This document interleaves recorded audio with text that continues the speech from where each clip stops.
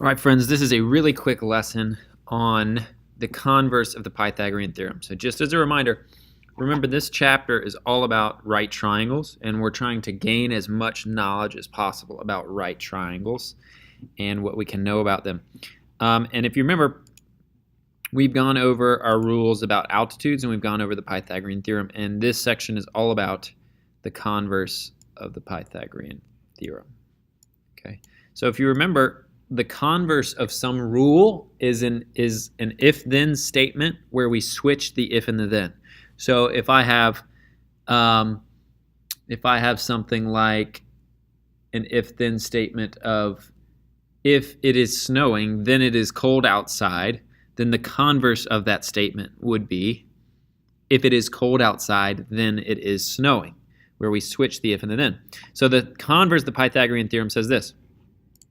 If if the square of the length of the longest side of a triangle is equal to the sum of the squares of the lengths of the other two sides, then the triangle is definitely a right triangle. In other words, if c squared equals a squared plus b squared, we know for certain that it's a right triangle. So if there's more to be learned from this, though. If c squared is so here's the question, and we'll get to that in a second. So which of the following of these triangles are right triangles? Well, what I would need to do is plug each of these into c squared equals a squared plus b squared, where c is always the longest side. So for a, 13 would be c. For b, 10 would be c. For c, 8 would be c. And c, if c squared equals a squared plus b squared, right? So this is a problem we've been working with the past couple days.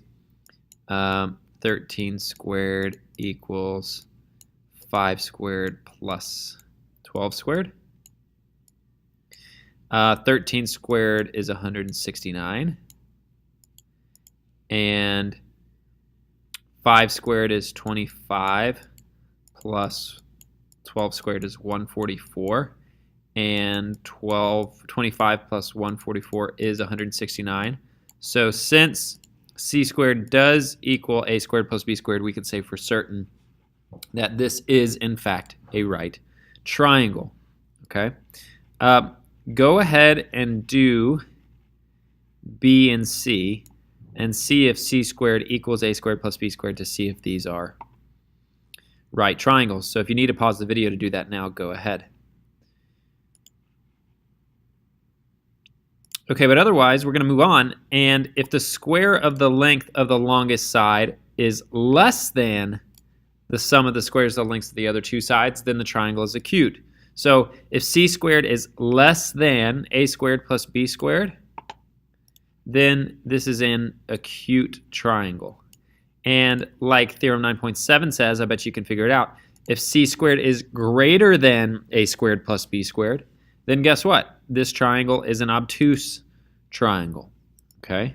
So if c squared equals a squared plus b squared, it's a right triangle. If c squared is less than a squared plus b squared, then it's an acute triangle. And if c squared is greater than a squared plus b squared, then it is an obtuse triangle. So do the Pythagorean theorem with each of these problems, and then I want you to tell me which of these are right, which of these are obtuse, and which of these are acute. And then when you're done, come show me your work. Thank you.